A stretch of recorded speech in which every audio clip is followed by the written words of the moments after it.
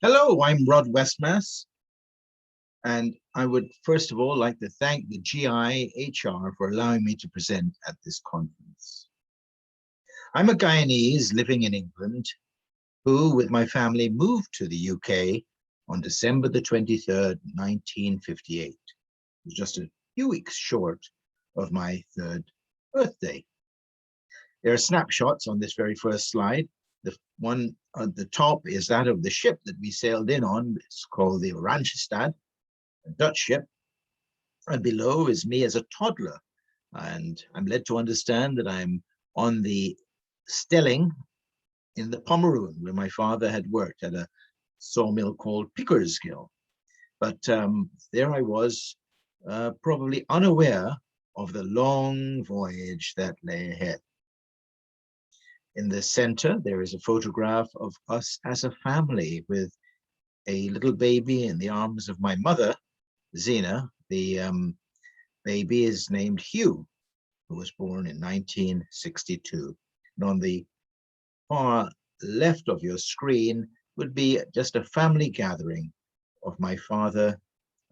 That's the gentleman standing. I'm to his left, and a bunch of cousins and three of my father's brothers. There we were, where we found that family and friends were really never in short supply. We arrived in England, incidentally, 10 years after the ship that now has become the symbol of West Indian arrivals in the UK, the Empire Windrush. And contrary to common belief, the ship did not only contain Jamaicans as passengers, but there were, in addition to the 539 Jamaicans, 139 Bermudians, 119 English, 73 Trinidadians, 66 Mexicans, and then there's 44 from British Guyana, 7 from other parts of the Caribbean, and also 40 other than Caribbean. And I understand amongst that were a substantial number of Polish. In order to get into the United Kingdom, each passenger had to produce a sea arrival card. And there is the sea arrival card for a certain Joshua, his middle name was Nehemiah Westmass. This gentleman was passenger 501, and he happened to be my father's cousin. And I found this at the British Archives, where I tend to go quite frequently to do research. The photograph to the right would be individuals just, I suspect, posing for the camera, but they were fresh off the Empire Windrush.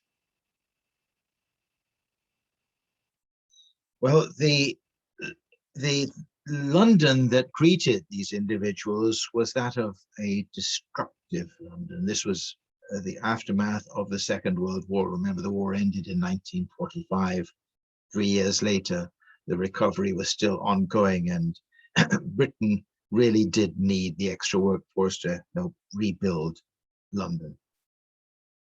The gentleman in his pajamas on the right happens to be in a temporary housing, which is deep in the underground shelter of South London, a place called Clapham. And that's where they were housed for, I'm told, up to a month, while they try to find more permanent housing. And permanent housing, well, look at the sign to the left there. It says to let, furnished, bed sitting rooms, single and double, all conveniences, near the shops and buses, but sorry, no coloreds. Similar one below it, but the one that really stuck in the craw of many would be the no Irish, the no blacks, and no dogs.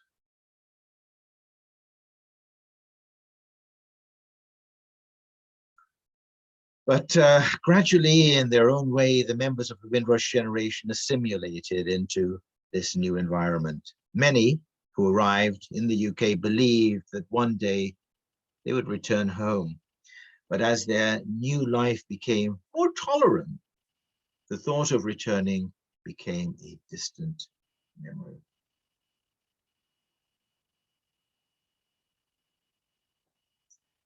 In 2016, I, along with Professor Jack Webb from the University of Liverpool, conducted a series of one-on-one interviews with elders of the Guyanese community.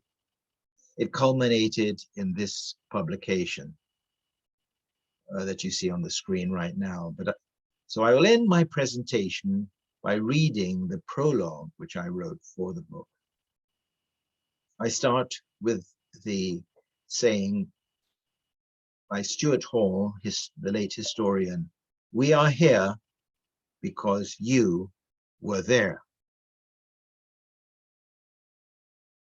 To say goodbye to home was an extremely perplexing request made by the motherland to its colonial citizens, but that is exactly what was confronting tens of thousands of men, women, and children who were contemplating the journey to their England.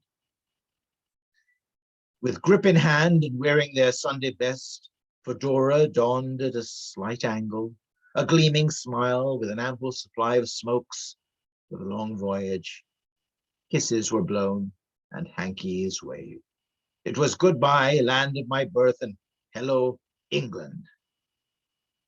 When asked what were they going to miss most when they left, the responses were varied, such as the sound of rain beating hard on the zinc roof, the smell of cow dung early in the morning, the weekend spent to the Sweetwater creeks, the shouts of Argosy, Chronicle, and Graphic from the newspaper vendors, a juicy mango, and a fleshy guinea.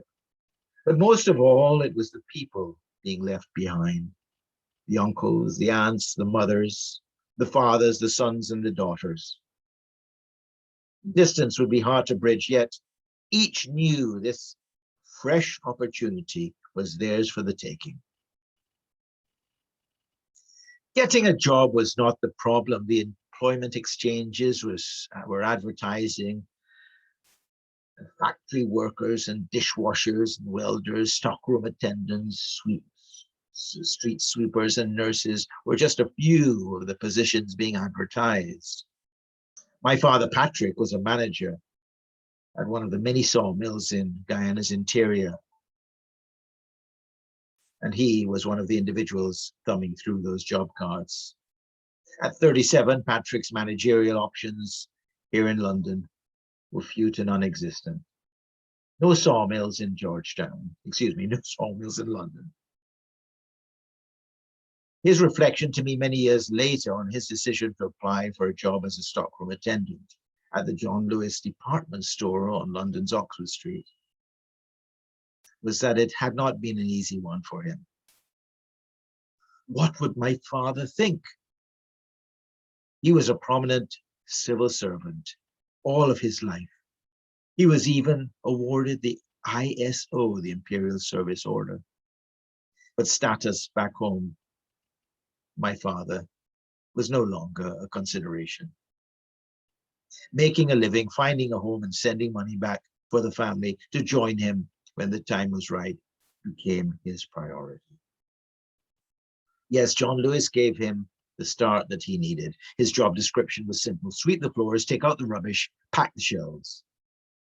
And after a year of loyal service, the management recognized his dedication and his hard work by awarding him a guinea, which is about £3.50 in today's money, raise in his pay packet.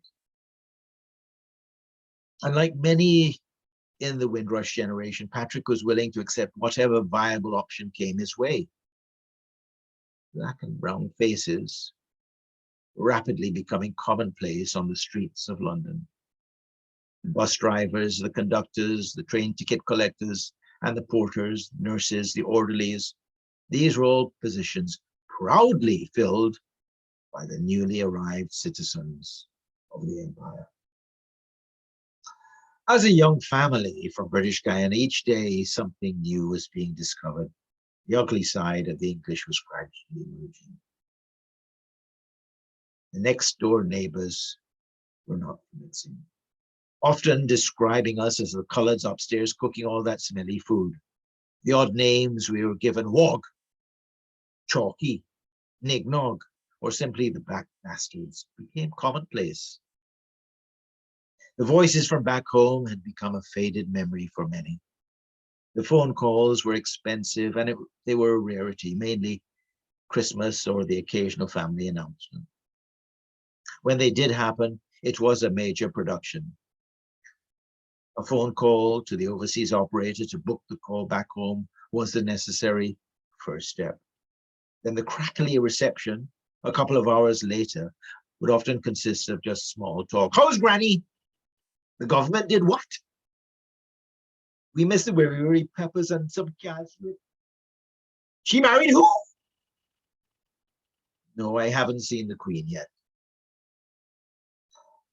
The English lifestyle was gradually blending into our unique British Guyana memories.